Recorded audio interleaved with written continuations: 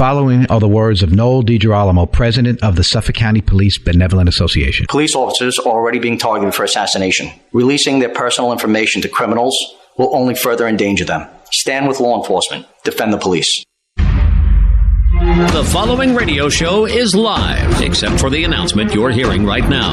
Welcome back to Your Island Live with your host, Tom Schilero, on 103.9 LI News Radio. And once again, welcome back on our Wednesday edition.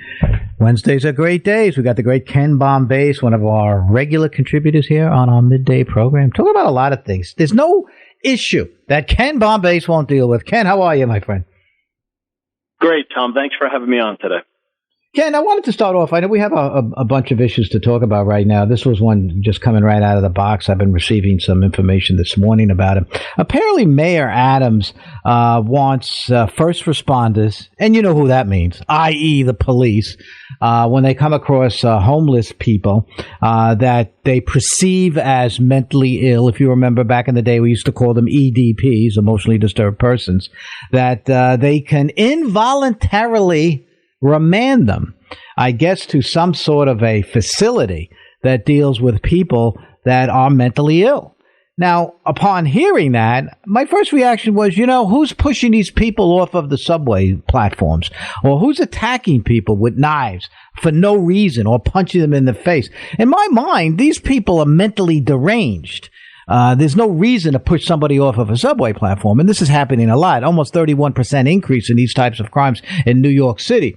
So Mayor Adams comes out with this idea that when the police are called to a scene of a person who's maybe talking to the wall or being disruptive or jabbering or gibbering or whatever you want to say they're doing, that the police make an evaluation. Again, that's a gray area. Let's underscore how the police are going to determine that this person is mentally ill, but then they could take them into custody. Not an arrest, folks. They're not arresting them, but taking them into custody. That's pretty much it in a nutshell. Right now, if you ask me, I think I like it. But what do you say? So I do too. Obviously, the problem that they face in New York and other cities, it's a major issue right now. The violence we're seeing in many of this stems from the homeless population. So I like the idea of it as at least a move in the right direction. What I do see is some challenges he's going to face because, as you know, as former law enforcement, that typically, the policy has been they have to pose a threat to themselves or others for you to be able to involuntarily remand them. So now, if the criteria is going to simply be, well, we get called someplace and we're determining that this person might be emotionally disturbed, that's a much broader definition of that. So I'm not sure if they're going to try and limit that to someone who is, in fact, posing a threat to themselves or someone else, or if they're going to broaden that. That's where I see there being some challenges. But something's got to be done. So at least it's a move in the right direction. Okay. All right. But my concern is, but again, I'm with you. I think it's a move in the right direction. But let's say you and I, we have a sector in downtown Manhattan, and we're on foot patrol. So we get called to the subway because there's a man that's talking to himself and he's spitting at people and he's throwing whatever he could find against the average commuter. You and I go to the scene. We interview. We find the individual. We interview him. And he's saying that he's taking his commands from an alien that he met that came from the planet Zupton or something like that. And he's talking in depth about his friend on the planet Zupton who is controlling his mind right now. And he's telling him that if he sees anybody that has red hair, he is supposed to do whatever it takes to stop that person. Now, you and I are just regular cops. We know our job. We do a great job. What are we supposed to do with that information under the new Mayor Adams edict right now? What is our course of events? Right. So obviously we'd be guided by hopefully some, if we were in New York City, some NYPD policies that'll be put down guiding officers and how to handle these situations and what the criteria are to be able to remand someone. That's a lot of power to be able to involuntarily remand somebody, first of all, right? The other thing is it's a massive homeless population. So, okay, let's say that the policy comes down and they are allowed to do that just for someone like you described that seems like maybe they're emotionally disturbed or unstable. Where are you bringing them and how many? What is the I see some logistics and operational challenges here too. I mean, how many homeless people you look at in New York City, how common it is. You can walk down any street, Tom, and you're going to find someone talking to themselves in New York City. At what point and how long? Okay, so we involuntarily remand them. Are they coming out the next day? Most likely, right? Even if you remand somebody who poses a threat to themselves or someone else, usually, in my experience, within 24, 48 hours, they're evaluated and released. There's no indefinite capacity to hold these people. So is this just like a Band-Aid they're trying to put on this? Is this actually going to make a difference? That's where I see a lot of challenges. Plus, obviously you're going to see people challenge the authority of them to be able to do this for someone who's really not necessarily posing a harm to themselves or someone else. Well, because it's not against the law to talk to a person from another planet who gives you guidance. And the question is that if the person's verbiage indicates that person from the other planet is telling you to do harm to people that have red hair, then one would take into consideration that could be a problem. But I'm with you on, I don't know if you've ever had an opportunity to look. I think at one point you were with NYPD, the rules and procedures, the RMPs for the New York City Police Department, and also now to put in a paragraph on the criteria. I pity our cops to put this on them, because inevitably when you take somebody into custody, EMS is not going to take a person into custody. It's going to be the police. So I think it opens up a whole host of problems. But at the same time, the bottom line, can it reduce that 31% increase in violent crime in the city? Right. And just to clarify, I was actually a Suffolk deputy sheriff and then Suffolk police in my career. But I've done a lot of training. Okay. And I've trained at John Jay before I was a professor at Farmdale. So, yeah, I mean, I see also the criteria exactly. It's so vague. What identifies someone, in your opinion, this officer's opinion, as somebody who's maybe emotionally disturbed? That's such a broad category. If you're not limiting that to someone who's an immediate threat, how do you, at what point? It seems like there's going to be a tremendous amount of challenges with that. Plus, the risk that this puts officers in on a daily basis, right? Because how often this happens, like I said, you walk down any street in New York and people are talking to themselves and showing signs of maybe emotional instability. So first of all, they're going to be getting these people against their will and trying to bring them in. That causes, that's a volatile situation. And is it going to lock up a lot of resources? We have a lot of crime and serious things going on in New York City. And are you going to be pulling officers off the street to involuntarily commit? I remember when I would involuntarily commit people as a police officer. I mean, it was hours long. You were off the road for a long time. So, there's a lot of considerations that I'm assuming they've looked into these, and he's conferred with, the chief of department and people who are, have the knowledge of the police department procedures. And him being a former police captain, he should understand the limitations with a policy like this. Ask you this question again. I could answer it myself too, but just from your experience, what percentages of these EDPs, emotionally disturbed persons, are violent? I mean, I would have to tell you that a minority. Really, if you look in New York City, I mean, so many people you could see showing signs of maybe being emotionally disturbed. How many are actually showing? There's two different things here. Could those people potentially be dangerous? But it's only what you observe. That's what you're limited to. What am I observing? Am I observing something that shows these people might be violent? That's a big challenge. And I wonder again, how many officers are you going to be pulling off the streets to do these involuntarily remands? How many officers are you going to lock up doing this? I think there's a lot of logistical issues, and I'm sure there's going to be legal challenges too.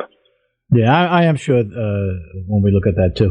Just also on our hit parade for the week, how political did it get yesterday on that soccer field in Qatar between Iran and the United States? I know I spoke a little bit about it during the opening segment, how happy I was. I don't know what it is with me, but I love the red, white, and blue. And whenever we beat any other country in the world, I'm just absolutely excited about it. And not that I've ever watched a soccer game, because I didn't, except for yesterday. I watched that whole game. But is there an air of politics that somehow permeates itself into an event like that?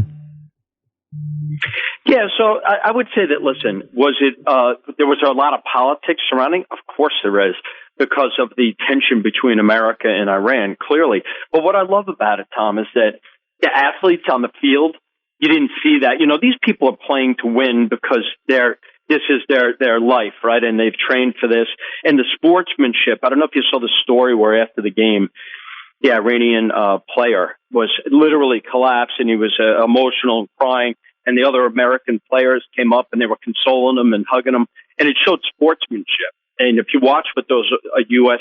Soccer players said in response to that, it was really that. I thought that was great. It shows you that, you know, yeah, there's politics surrounding it. There's security issues surrounding it.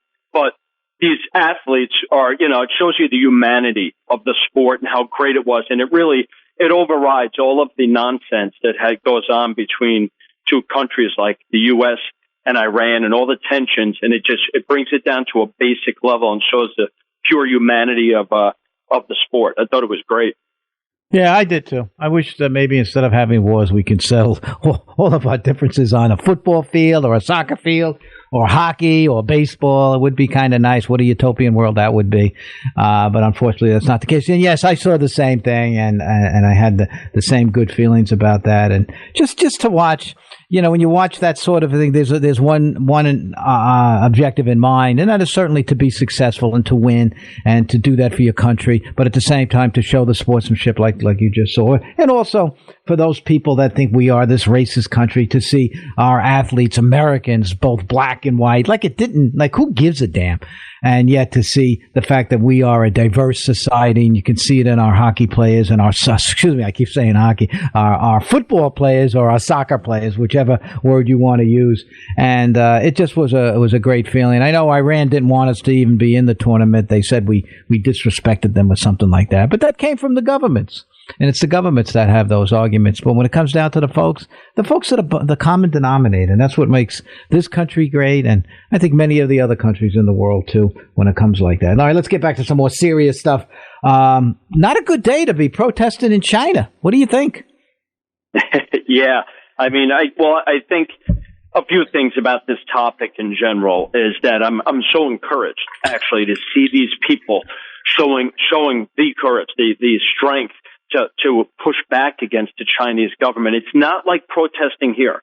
You know, Tom, we both know that over there, these people are putting themselves at great risk to do this. And I think that, you know, this could be a turning point. We see it in Iran, too, where you know, these people are witnessing freedom, real freedom around the world.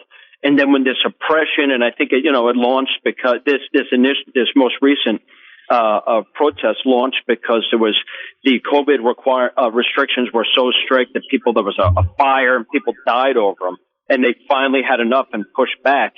So I think it's also a bad day for the Chinese government. I think that they're really concerned about what they're seeing over there, because this is the first time since Tiananmen Square that we've seen this type of resistance against their government. And I'm encouraged to see it. One thing I'm not encouraged about is the response by the U.S. government, official response. You know, it's not very Reagan-esque, where he was, demanding tear down your walls and call them the evil empire. It seems like we need to be coming out stronger and supporting these people. And also, if there's things we could be doing to help these people communicate, because the Chinese government's trying to shut them down. Whatever it takes, we should be doing to support these people, because what we're doing is supporting freedom. And I think that's important. And I do too. And just to see the bravery and the fortitude of getting on the streets of Beijing and doing what they're doing. That one reporter who was merely trying to report what was going on, and that's how much we in this country value that, a free press. And I mean a true free and balanced press. And what happened is they just, the security forces, whatever they call those individuals, and start beating that reporter up, and just being able to watch some of this is just absolutely incredible. And we say, and you see it in Tehran also, the country that we beat on the soccer field yesterday. Same thing. What's happening over there? Simply because women just don't want to wear that thing on their head anymore to cover up their hair or whatever it is. And many women coming out and taking them and burning them in the street. and the morality police. I mean, think about that. There's a morality police, folks, in the third decade of the 21st century that goes out and enforces laws of morality or whatever that you want to call it. And we live in a great country. I don't know how else to say it. We live in a great country. But going back to our great country, what's going on with the Department of Homeland Security? The House Republicans, once they take over, they want to impeach Mayorkas, and I think they should. I watch him in front of these congressional committees, these Senate committees, and this guy's a disaster. And he lies, and he doesn't tell the truth. And they're sneaking all these people into this country, and they're creating an undue burden on local governments and on some of the states like Texas and New Mexico and Arizona, California. And yet we don't get a straight answer out of anybody. Your thoughts? Yeah, as much as we're all tired of the constant infighting in our government in Washington, D.C., I agree with you. He needs to be impeached, and anyone who could possibly suggest that this border is not only a disaster, but a massive national security threat is lying to themselves. It's clear, and here's the thing, it's not by accident. It's by design, and I think that's what makes this literally almost criminal. They've been doing this. Look, it's not like, Mayorkas says we took on a broken system. No, you didn't. As these numbers skyrocketed, is there more immigration reform, of course, going forward that we could do and have to improve our system? Of course, that's not this. This is opening up the borders, handcuffing our border patrol, creating a massive threat to our country in the form of terrorism, fentanyl, which is a leading cause of young people in this country, narcotics, criminals of all types, national security threats, people coming across the border. So many threats to this country. I think it's literally a criminal act that they intentionally have made us so vulnerable to these many threats. And I would like to see that type of an impeachment. Now, again, he would need a conviction in the Senate, and that's just not going to happen. But we'll see what happens with that. But yes, I mean, talk about somebody who doesn't know the meaning of the word transparency.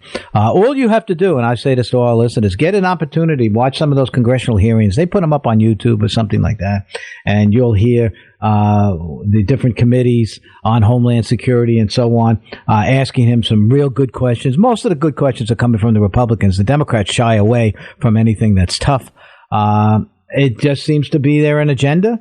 He's following that agenda, and he's lying about it. And it's as simple as that. And I think we have to move in the right direction, which we are not. What about the White House and Twitter? What's going on with that?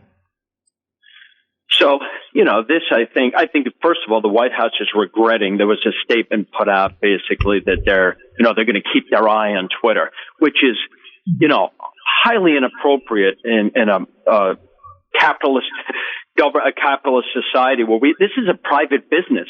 There's no more reason for them to say, I'm going to keep my eye on Twitter right now than they should on Facebook or any of the other social media platforms.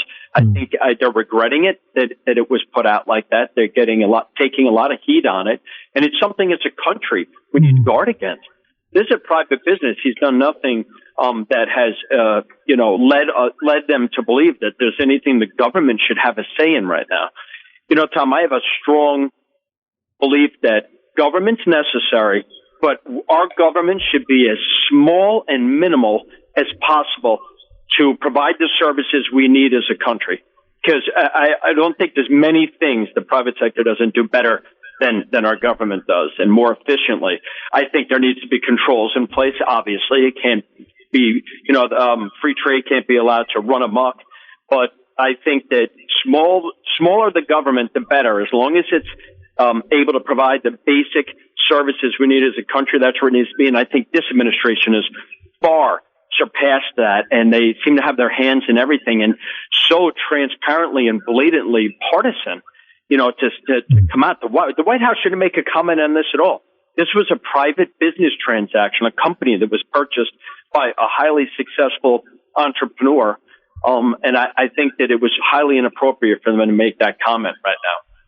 It reminds me of the phrase that Adam Smith, who wrote The Wealth of Nations, the government that governs least governs best. And That's what your statements just reminded me of that, Clark. Well, believe it or not, we're at the end of the segment. Great Ken Bombay's here every Wednesday. Ken, we'll talk to you again next week, my friend. Great, Tom. Thanks for having me up. Okay, we're going to take a short break. When we get back, let's talk to Rich Chris. Tom Schilero. We'll be right back.